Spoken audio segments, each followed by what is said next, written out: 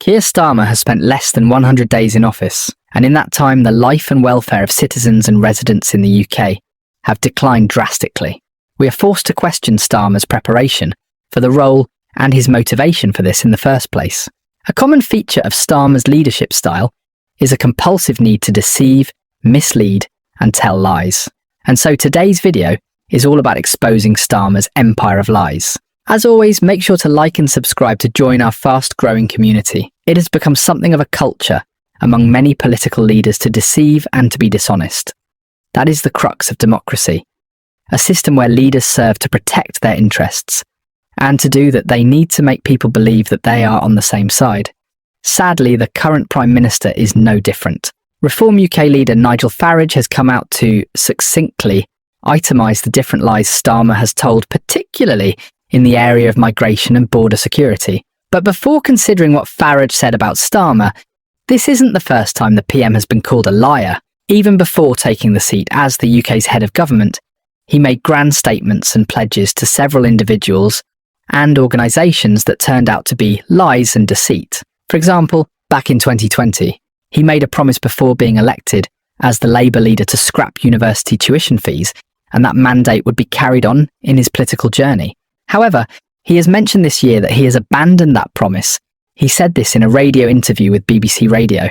In the same year, 2020, and the year that followed 2021, Starmer appears to be in support of LGBTQ rights. First, in 2020, he promised the delegation of the Labour Party that once elected their leader, he would be committed to gender self-identification. It seemed like he would keep his word as he continued to speak against gender-critical feminists who say only women have a cervix. But come 2024, Starmer has proven that his word holds no weight and can't be trusted, as he has come to subscribe to natural human biology, as he came out to say that, and I quote, 99.9% of women have no penises. But the latest brick to fall in his empire, or lies, is the pledge he made concerning migration and the UK border security, which Nigel Farage came out to expose.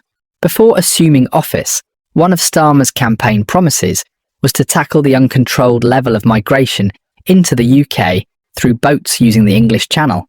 Before getting into what this would entail, understand that the cases of illegal migration into the UK are controlled by a complex criminal network that is quite profitable. Criminal gangs use U-boats to smuggle migrants through the English Channel. The gangs involved in this smuggling operation are able to make up to £2 million per week. It's a really viable operation for them.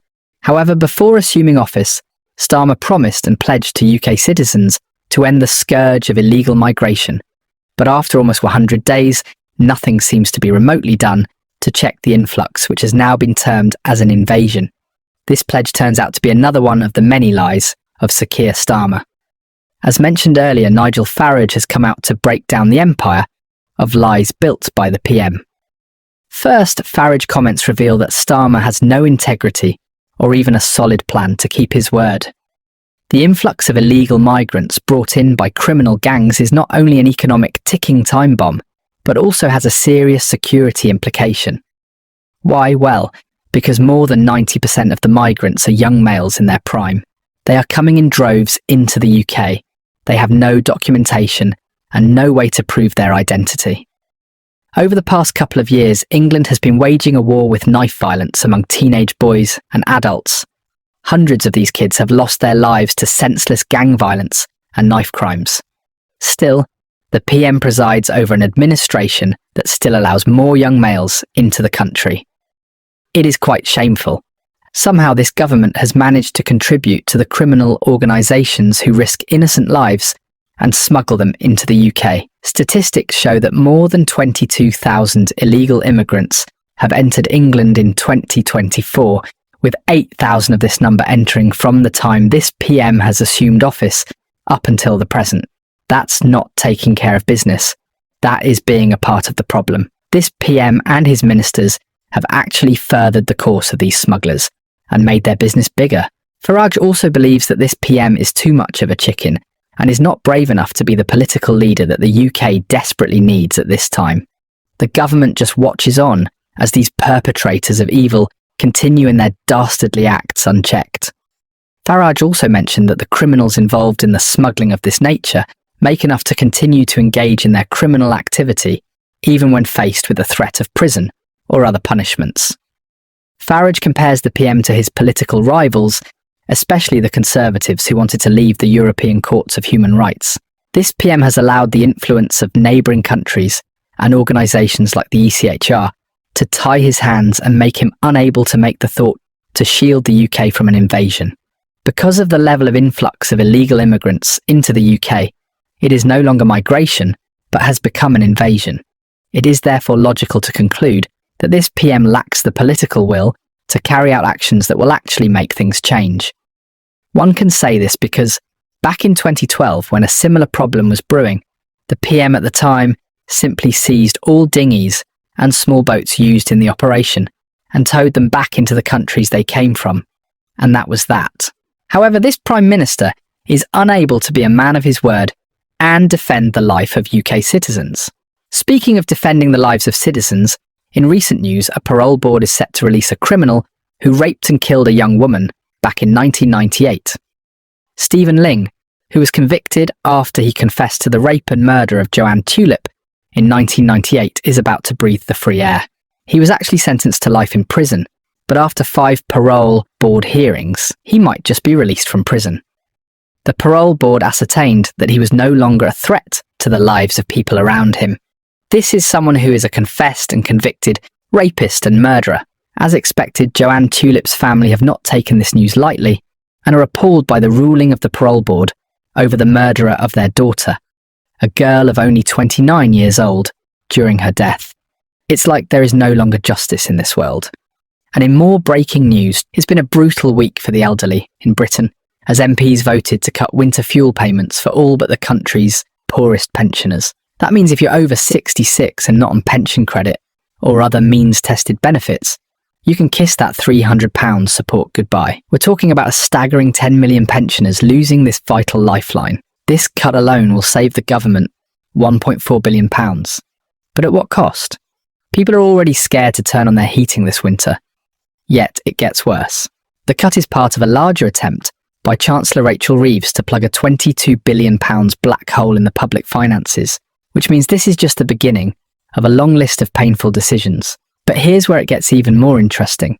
Starmer's own party is in turmoil. Labour MP John Trickett openly rebelled against the government by voting against this cut, despite the fact that the vote was subject to a 3-line whip. This means one thing: Labour is fractured, and we could see more MPs following in Trickett's footsteps. Let's not forget, just a few months ago, 7 Labour MPs were suspended for voting against the government on another crucial issue, the refusal to scrap the 2-child benefit cap. Among those who rebelled, big names like former Shadow Chancellor John McDonnell. This growing dissent within Labour suggests Starmer's leadership is under serious threat.